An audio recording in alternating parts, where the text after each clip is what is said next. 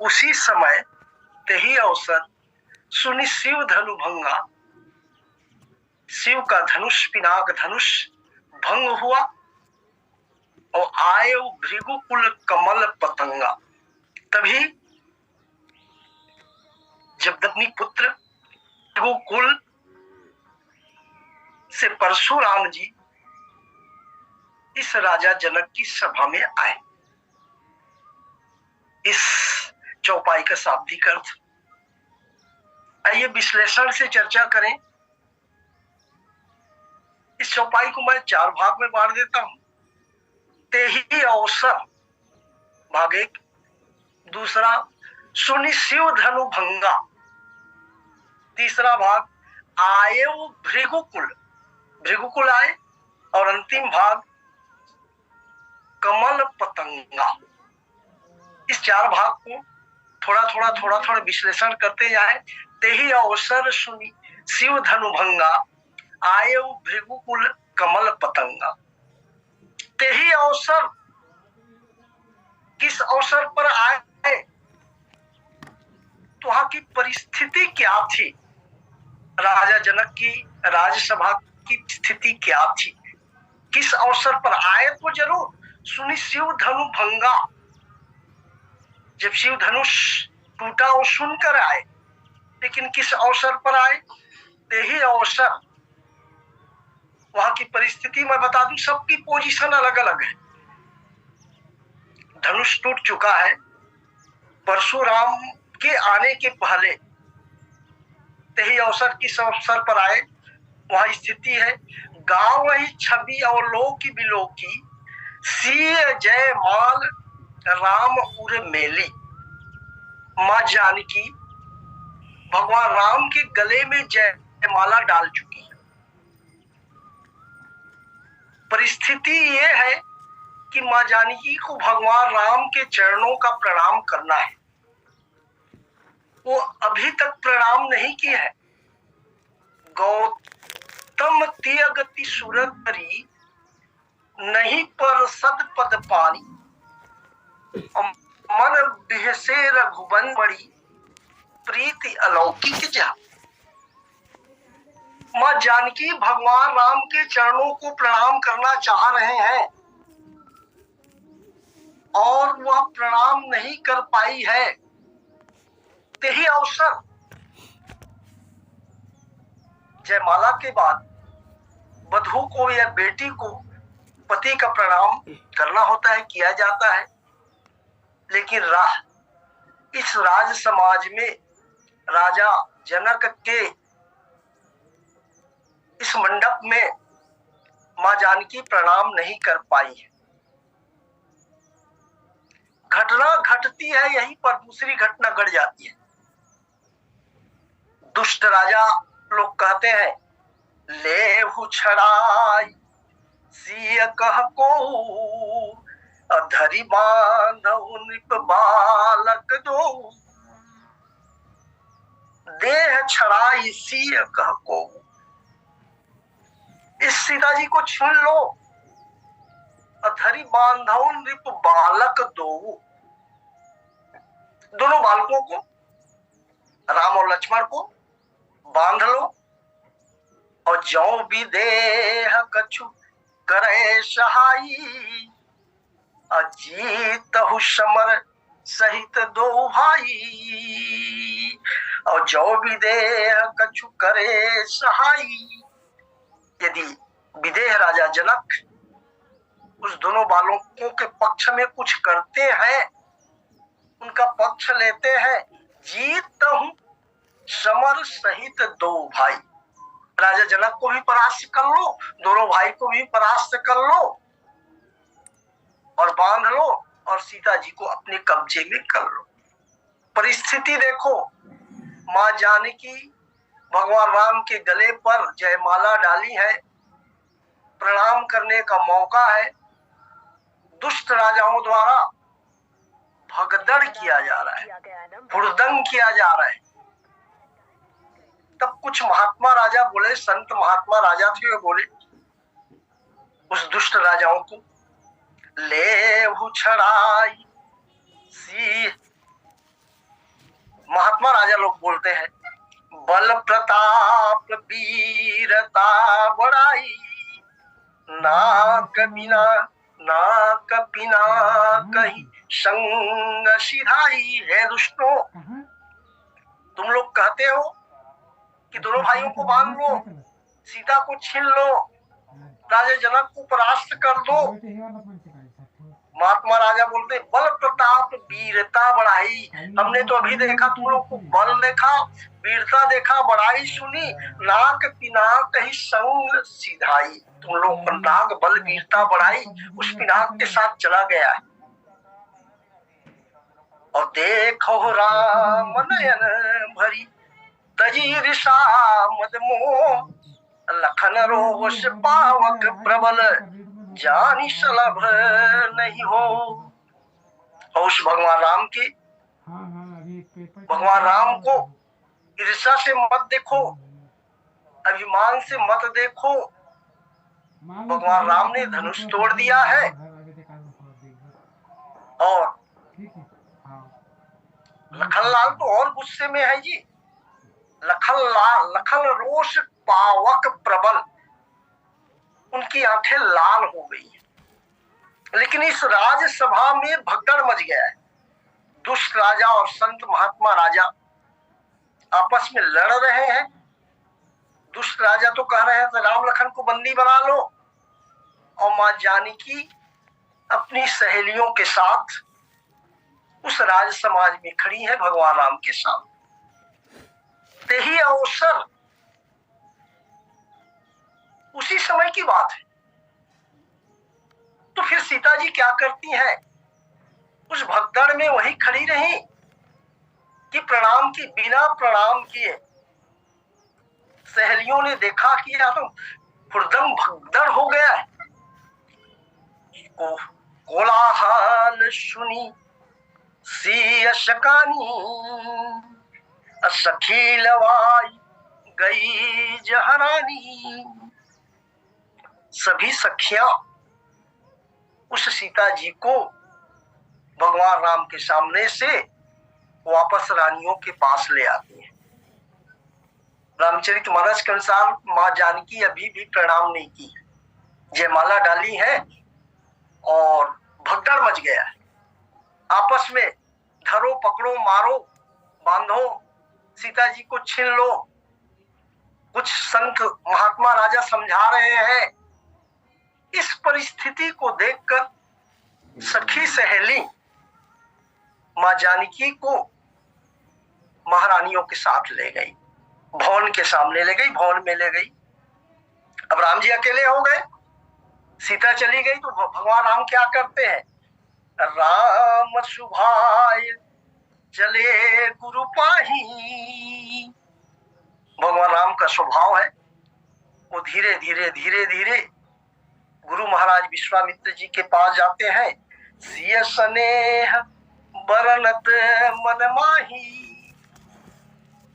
और मां जानकी के सीता जी के स्नेह को मन में स्मरण करते हुए भगवान राम विश्वामित्र के पास चले गए। ये परिस्थिति है। इस परिस्थिति में रानियों की क्या पोजीशन है? रानी न सहित सोच बस सिया, अब धो विधि काह करनिया। रानी न सहित सोच बस सिया, सब सोच बस में पड़ गए, सोच में पड़ गए। रानियां और मां जानकी, और विधि को दोष देने लगी। ब्रह्मा को कहती अब धो विधि काह करनिया। अब ब्रह्मा क्या करेगा? बड़ा मुश्किल से यहाँ का माहौल सुधरा हुआ था। राम के द्वारा धनुष भंग किया गया, जानकी ने जयमाला भी डाली, लेकिन अब विधि की क्या इच्छा है? रानियों की स्थिति है। लक्ष्मण जी का क्या पोजीशन है? भूप वचन सुनी इत उत कहीं, लखन राम डर बोली न सकहीं। राजाओं, दुष्ट राजा राजनाओं को इस वचन को सुनकर लखनलाल जी तिलमिला गए, गुस्सा गए, कुछ कहना चाह रहे हैं। लखन राम डर बोल ही न सकई। और लखनलाल जी भगवान राम के बड़े भाई के सम्मान में उनके भय से कुछ बोल नहीं पा रहे। और नगर जन की क्या स्थिति है? अखर भर देखी बुक बिकल पुर नारी, सब मिली दे मही पनगारी। खर भरु देखी बिकल पुर नारी, खलबली मच गई है जनकपुर में, पूरे जनकपुर में। बात यहां से वहां तक फैल गई पूरी नगर में कि यहां अन्याय हो रहा है, दुष्ट राजाओं के द्वारा खलबली मची हुई है। और दुष्ट राजाओं को जनकपुर के नर नारी गालियां भी दे रहे। तेही अवसर सुनी शिव धनु भंगा। परिस्थिति ऐसा है कि इसी अवसर पर यह राज समाज की परिस्थिति पोजीशन बिगड़ा हुआ है। तेही अवसर सुनी शिव धनु भंगा। परशुराम जी आए। बस तेही अवसर जब कथा बदलना होता है, प्रसंग बदलना होता है, तब गोस्वामी तुलसीदास जी तेही अवसर शब्द से प्रारंभ करते हैं। वैसे रामचरितमानस में लगभग 30 बार यह शब्द आया है, तेही अवसर। जैसे एक दो बता दूं। तेही अवसर आए दो भाई, गए रहे देखन फुलवाई। राजकुंवर तेही अवसर आए, और तेही अवसर सीता तह आई। गिरिजा पूजन जननी पठाई। ये तेही अवसर। और तेही अवसर रावण तह आवा।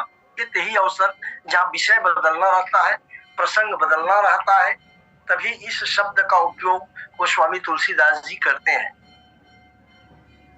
तेही अवसर सुनि शिव धनु भंगा। उसी अवसर पर परशुराम जी आए। अब देखो, वाल्मीकि रामायण और अध्यात्म रामायण में परशुराम जी का आगमन सीताराम विवाह के पश्चात जब अयोध्या के लिए प्रस्थान करते हैं, तो बीच रास्ते पर परशुराम जी आते हैं। लेकिन गोस्वामी जी के इस मानस में जनक के राज दरबार में भी परशुराम आते हैं। देखो, राजा जनक का प्रण ये था, त्रिभुवन जय समेत वैदेही, बिनहि विचारी बरई हठिते ही। त्रिभुवन जय, जो इस शिव धनुष को तोड़ेगा वो त्रिभुवन जय, तीनों लोक में उनकी बड़ाई होगी, प्रसिद्धि होगी। दूसरा शर्त तो पूरा हो गया, बिनहि विचारी बरई हठिते ही। बिना विचार के जो धनुष तोड़ेगा वो सीता जी से वर्ण करेगा। लेकिन त्रिभुवन जय, तीनों लोक में उसकी बड़ाई कैसे होगी, तीनों लोक को कैसे जीत लेगा? जनक जी का प्रण था त्रिभुवन जय, तीनों लोक में वो विजय हो जाएगी। इस जय जो तीनों लोक को जीत चुका है, उसको परास्त करेंगे तब तो विजयी होंगे। और परशुराम जी 21 बार इस दुष्ट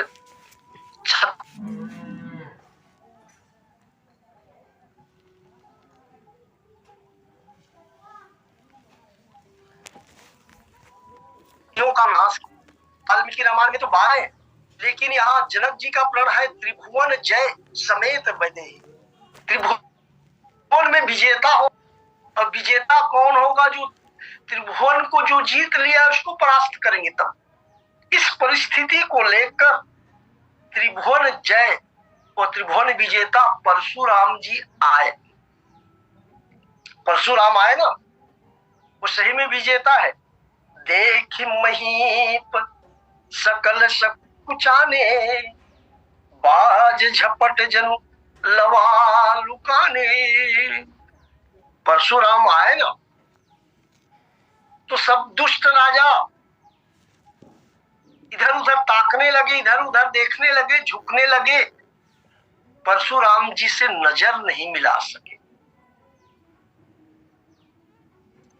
तब वह राजा जनक का शर्त पूरा होगा, त्रिभुवन जय समेत बैदेही, अब बिना ही विचारी बरई हठी देही। और अध्यात्म रामायण या वाल्मीकि या अन्य ग्रंथों में परशुराम जी का आगमन बाद में है। गोस्वामी जी के अनुसार त्रिभुवन जय बनाना है तो परशुराम को आना पड़ेगा, तब परशुराम आए। चौपाई के आगे मैं बढ़ता हूं। तेहि अवसर सुनि शिव धनु भंगा, परशुराम ने वो शिव धनुष की टूटने की आवाज सुनी।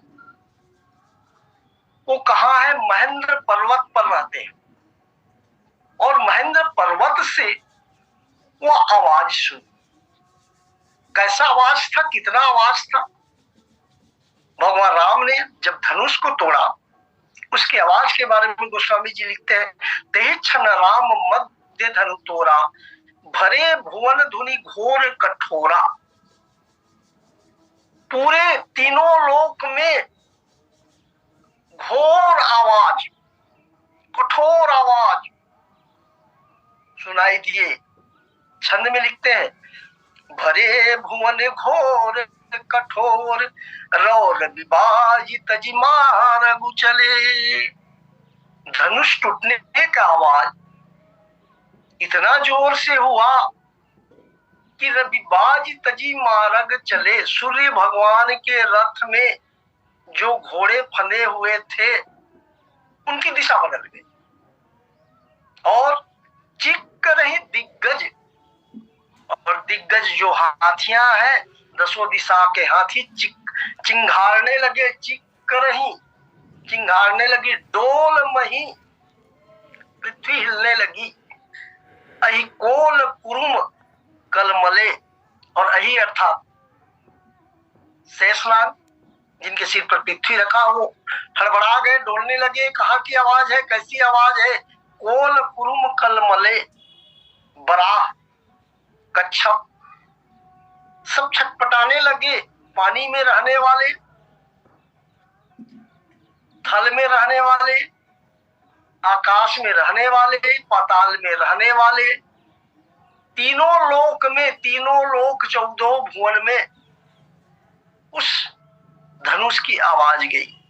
सुर यसुर मुनि करे कान दिन। ये तीनों लोग 14 भुवन की है। और जो राज समाज में थे देवता लोग भेष बदल कर आए थे, राक्षस तो थे ही, राजा थे ही, मुनि थे ही। सुर असुर मुनि कर कान दिन्हे, वे अपने हाथों से अपने कान को बंद कर लिया। धनुष टूटने के बाद आवाज सुनकर सकल विकल विचारे, सभी व्याकुल हो गए। इतना तेज आवाज, कोदंड खंडे राम, भगवान राम ने धनुष तोड़ा तो किसी ने देखा नहीं। आवाज से समझ में आया, तब सब कहने लगे, कोदंड खंडे राम, तुलसी जयति बचन उचारही। सब भगवान राम ने धनुष तोड़ दिया, भगवान राम ने धनुष तोड़ दिया। यह वचन सब संतों ने, महात्माओं ने, जो वहां बैठे थे राजाओं ने आपस में कहने लगा। आइए आगे बढ़े। तेहि अवसर सुनी शिव धनु भंगा। उसी अवसर पर जब धनुष टूट गया उस महेंद्रचल पर्वत से, मन की गति से चलने वाले परशुराम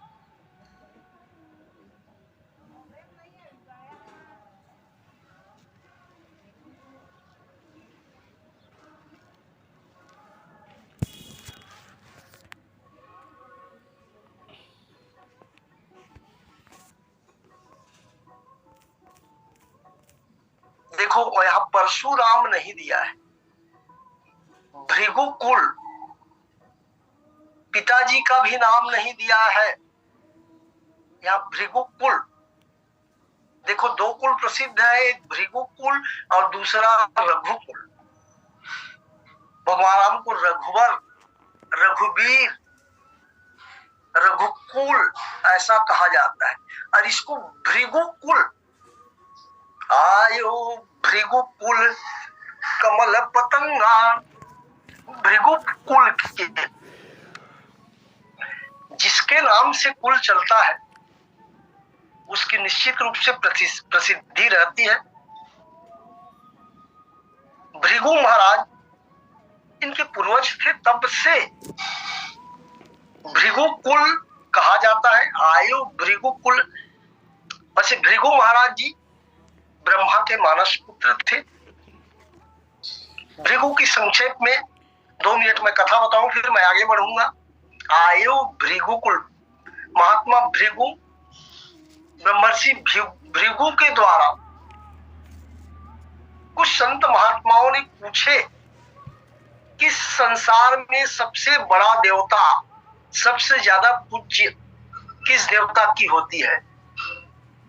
भृगु महाराज कहते हैं चलो मैं अभी बता देता हूं। भृगु जी सबसे पहले शिव जी के दरबार गए, कैलाश पर्वत। सती के साथ भगवान शंकर विहार कर रहे थे, नंदीगणों ने जाने से मना कर दिया, तो वहीं भृगु महाराज गुस्सा में आ गए और भगवान शंकर को साप दिए, हे शिव तू तमोगुणी है, जाओ तेरी लिंग की पूजा होगी, तेरे शरीर की पूजा नहीं होगी। तब से भगवान शंकर की लिंग की पूजा होती है। तत्पश्चात वे ब्रह्मलोक गए और ब्रह्मा के पास पहुंचे तो मस्त मदमस्त थे, तो ब्रह्मा को भी श्राप दिया, हे ब्रह्मा तू रजोगुणी है और इस संसार में तू अपूज्य होगा, तुम्हारा इस संसार में पूजन नहीं होगा। भृगु महाराज ब्रह्मा को भी श्राप दिए। तत्पश्चात भगवान विष्णु के वैकुंठ लोक में गए। वैकुंठ लोक में गए तो उस वैकुंठ लोक में क्या देखते हैं, शेषनाग के बीच में भगवान विष्णु आराम कर रहे हैं, माँ लक्ष्मी पैर दबा रही हैं। भृगु महाराज को ऐसा लगा कि ये विष्णु नाटक कर रहे हैं, तुरंत गया और लात से भगवान विष्णु के छाती को मारा। भगवान विष्णु ने प्रार्थना किया, हे महात्मा, हे संत, कहीं आपके पैर को दर्द तो नहीं हुआ इस कठोर छाती के पड़ने पर।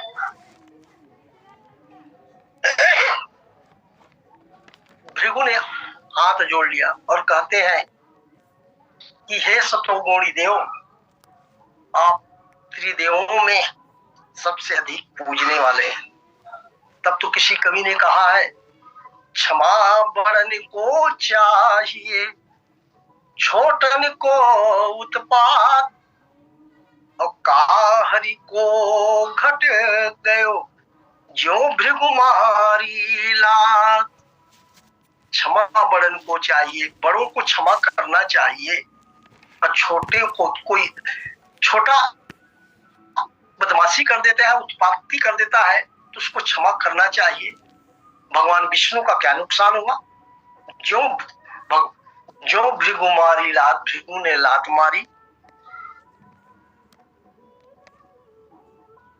ऐसा भृगुकुल आये भृगुकुल कमल पतंगा।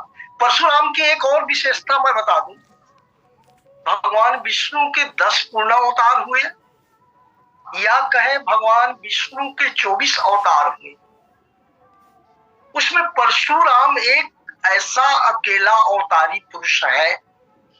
अवेशा अवतार कहे या अंशा अवतार कहे या पूर्णा अवतार कहे, परशुराम जी एक ऐसा है जो आज तक अमर है।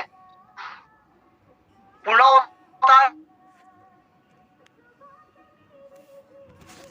के रूप में राम आए, कृष्ण आए, वे स्वर्ग लोक धाम, वैकुंठ धाम, परम लोक गए अपनी लीला करने के बाद। लेकिन 7 चिरजीवी में बलिर्व्यासो हनुमानश्च विभीषण कृपा परशुरामश्च सप्ततय चिरजीवनी। उस 7 अमर में परशुराम आज भी जीवित है। परशुराम जीवित है। वेद शास्त्रों में तो ये बताया गया है कि इस कलयुग में जब कल्कि का अवतार होगा तो कल्कि भगवान के वो गुरु होंगे, उनको शिक्षा देंगे, ऐसा बताया गया है। आयु इस शब्द का तात्पर्य यह है कि भृगुकुल आएंगे तो भृगु ब्राह्मण से संबंधित है। अब परशुराम की जाएगा, वो क्षत्रिय का रूप धारण किया था, बार बार क्षत्रिय राजाओं का हनन किया था। अब परशुराम के लिए एक नया विशेषण जुड़ जाएगा, ब्राह्मण। तब गोस्वामी जी लिखते हैं, आयु भृगुकुल कमल पतंगा। आइए आखिरी अर्धाली पर विश्लेषण करें। तेहि अवसर सुनि शिव धनु भंगा, आयो भृगुकुल कमल पतंगा। कमल पतंगा, पतंग उसको कहा जाता है सूर्य को। अंधकार को मिटने के लिए, मिटाने के लिए सूर्य का उदय होता है। यहाँ अंधकार छाया हुआ है,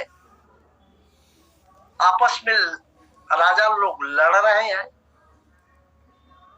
मां जानकी रानियां की स्थिति दयनीय है। अंधकार छाया हुआ, इस संकट की घड़ी से, इस संकट की घड़ी में, इस अंधकार में उबारेगा। तब आयो भृगुकुल कमल पतंगा।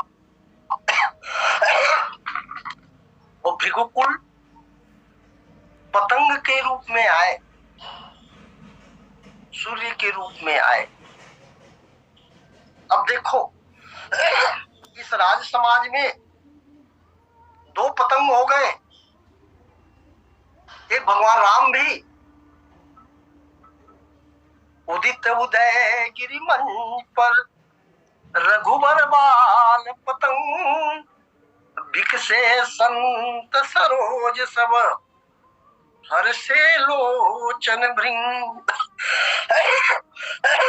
उदित उदय गिरि मंच पर रघुवर बाल पतंग, बाल पतंग के रूप में, बाल सूर्य के रूप में भगवान राम पहले से विद्यमान है। और आए रघुकुल कमल पतंगा, आए भृगुकुल कमल पतंगा। भृगुकुल के रूप में वो सूर्य के रूप में आए। कवियों का कहना है भगवान राम बाल पतंग है वो सूर्योदय समय का पतंग है, वो धीरे धीरे प्रकाश देते जाएंगे। और परशुराम जी पतंगा है, वे दोपहर का पतंग है, गुस्से से आए हैं, क्रोध से आए हैं। एक प्रकाश, एक तेज के बाद सूर्यास्त होने वाला है। परशुराम अस्ताचल सूर्य कहा गया है और भगवान राम को सूर्योदय का सूर्य कहा गया है। पतंग परशुराम जी के लिए कहते हैं, पतन सन गच्छति तिम पतंगो, अर्थात गिरता हुआ चले सो पतंग। अर्थात परशुराम जी तेज प्रकाश, तेज गर्मी के बाद सूर्य का अस्त होता है। परशुराम जी गुस्से में आए, क्रोध से आए और वह यहाँ की परिस्थिति को समझ कर आए। ऐसा सुनने में तो नहीं आया है कि दो सूर्य का एक साथ उदय हो।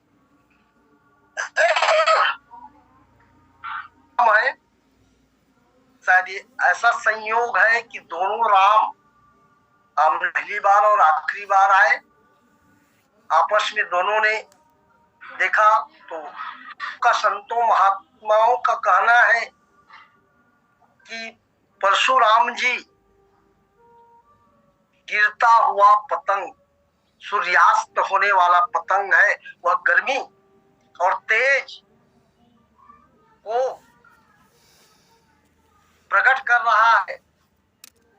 और भगवान राम को रघुकुल भानु कहा गया है। लखन उतर आहुति सरिस बोले रघुकुल भानु, वो रघुकुल भानु है। और भानु किसे कहा जाता है? सुबह भोर के सूर्य को भानु कहा जाता है। सुबह सुबह जो सूर्योदय होता है उसको भानु कहा जाता है। भात्यंधकारम विधय यह सह भानु, अर्थात जो प्रकाशित होकर अंधकार को दूर करे वह भानु है। दो सूर्य का उदय हुआ, बाल पतंग, रघुपर बाल पतंग, वो प्रातःकालीन सूर्य है और डूबते सूरज का नमस्कार नहीं किया जाता, कहा भी जाता है। तो रघुबर बाल पतंग ऐसे रघुबर है, बिकसे संत सरोज सब।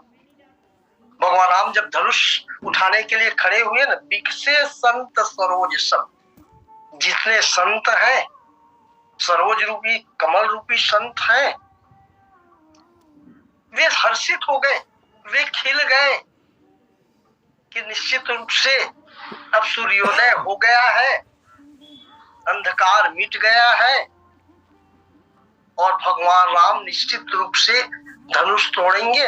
हर्षे लोचन भृंग, और जो भौरे हैं वे सभी हर्षित हो गए। लेकिन परशुराम के आने पर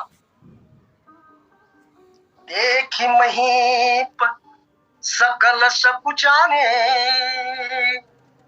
अब बाज झपट जनु लवा लुकाने। देखी महीप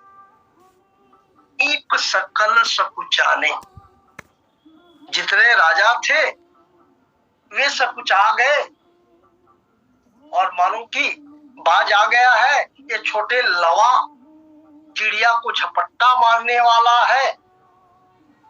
इस प्रकार तेज गर्मी से, तेज प्रकाश से तमतमाए गुस्से में परशुराम जी इस राजा जनक के दरबार में आए। आइए, समय पूरा होने को जा रहा है। जो मुझे चौपाई मिला था, तेही अवसर सुनि शिव धनु भंगा, आयो भृगुकुल कमल पतंगा। इस पर मैंने अपने विचार रखने का प्रयास किया। प्रेम से बोलो राजा रामचंद्र की जय। पटेल जी। बोलिए सियावर रामचंद्र की जय। बहुत बहुत धन्यवाद सर जी, आपके द्वारा अच्छा प्रयास धन्यवाद के पात्र है। मानस का विचार की दृष्टि से विचार करने पर परशुराम जी का चरित्र बहुत महत्वपूर्ण नहीं जान पड़ता, किंतु अंतरंग दृष्टि से देखने पर तथ्य इसके सर्वथा विपरीत दिखाई देते हैं। प्रस्तुतिकरण की दृष्टि से विचार करने पर असंदिग्ध शब्दों में कहा जा सकता है कि नाटकीयता का जैसा चरमोत्कर्ष परशुराम और श्री राम जी के संवाद में दिखाई देता है, वह अनुपम और अद्वितीय है। श्री जनकपुर के जिस प्रसंग पर धनुर्भंग के पश्चात युद्ध की स्थिति निर्मित हो गई, ऐसा लग रहा है कि युद्ध अपरिहार्य है। महत्वाकांक्षी राजा चुनौती देने की मनस्थिति में थे, किंतु इन नाटकीय क्षणों में रंगमंच पर एक ऐसे नायक का आगमन होता है जो जिसकी अद्वितीयता उस समय सर्वमान्य थी। यह थे भगवान परशुराम। और तब राम और परशुराम के रूप में दो नायक आमने सामने दिखाई देते हैं, इसीलिए दो सूर्य का वर्णन गोस्वामी जी के द्वारा यहाँ पर किया गया। साधारणतः नायक और प्रतिनायक प्रतिद्वंदी रूप में एक दूसरे के होते हैं, परंतु यहाँ स्थिति बिल्कुल भिन्न थी।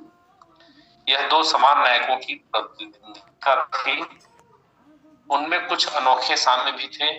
न केवल दोनों के नाम में समानता थी, बल्कि पौराणिक दृष्टि से दोनों ही अवतार के रूप में स्वीकार किए जाते हैं। ईश्वर के अवतरित होने के जो कारण स्वीकार किए गए हैं, उनमें मुख्य हेतु